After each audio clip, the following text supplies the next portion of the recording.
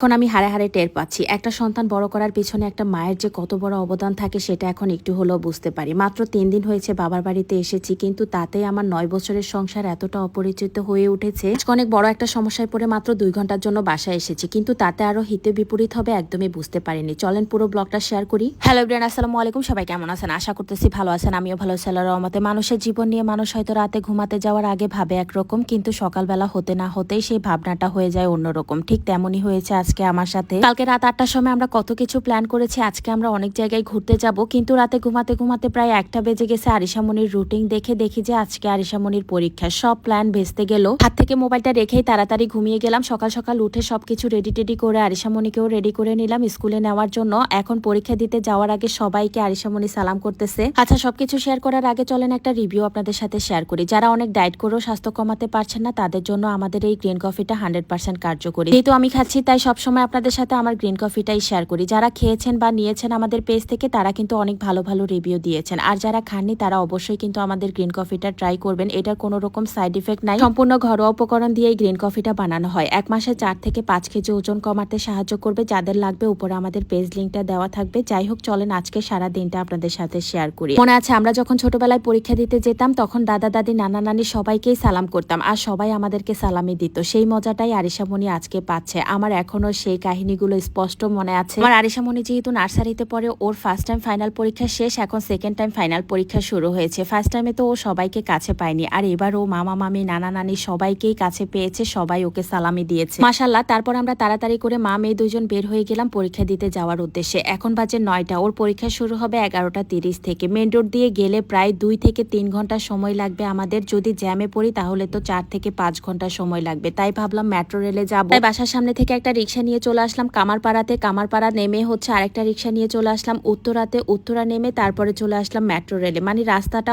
অনেক ভেঙে ভেঙে আসতে হয়, অনেক কষ্টে আমরা মেট্রো রেলে উঠে গেলাম। তারপর আরিশামণিকে জিজ্ঞেস করলাম, এই যে আম্মু তোমাকে এত কষ্ট করে পরীক্ষা দিতে নিয়ে যাচ্ছি, তুমি কি ভালো করে পরীক্ষা দিবে? সে বলতেছে হ্যাঁ, আমি অনেক ভালো করে পরীক্ষা দিব। যাই হোক, তারপরে বাসায় চলে আসলাম। প্রায় 2 দিন পর বাসায় আসলাম, আর বাসায় এসে ইচ্ছাই করতেছিল না আর যাওয়ার জন্য, কিন্তু যেতে তো হবেই। এত দূর থেকে এত কষ্ট করে নিয়ে আসলাম মেয়েকে পরীক্ষা দিয়াবো বলে, আর যাব না তা কি হয়। আরিশামণিকে তাড়াতাড়ি করে হচ্ছে ড্রেসটা পরিয়ে দিলাম, আর পরীক্ষা শুরু হওয়ার প্রায় 3 মিনিট আগে আমরা পরীক্ষার হলে গিয়ে পৌঁছালাম। অনেক বড় কাহিনী, সেগুলো আর আপনাদের সাথে শেয়ার করতে পারিনি। আরিশামণিকে হলে রেখে আমি বাসায় চলে আসলাম বাসাটা গুছিয়ে নেওয়ার জন্য। যেদিন গিয়েছিলাম সেদিন আমি বাসার কোনো কিছুই গুছিয়ে রেখে যেতে পারিনি। এইদিকে আমার সাথে করে অনেকগুলো কাপড় চোপড়ও নিয়ে আসলাম। খালাকে ফোন দিয়েছিলাম, খালা এসে হচ্ছে এগুলো ধুয়ে দিয়ে যাবে। এখন আমাকে আমার হাতের সময় মাত্র 3 ঘন্টা। 2 ঘন্টা আরিশামণির পরীক্ষা আর 1 ঘন্টা খালাকে দিয়েছি। এগুলো করেই হচ্ছে আমি আবার চলে যাব চারাগালিতে। যেহেতু সোনাইরা আর আমার শাশুড়িকে রেখে এসেছি আমি আবার চলে যাব বলে, তাই আমাকে আবার যেতে হবে। কিন্তু শরীরটা এত টায়ার্ড হয়ে গেছে,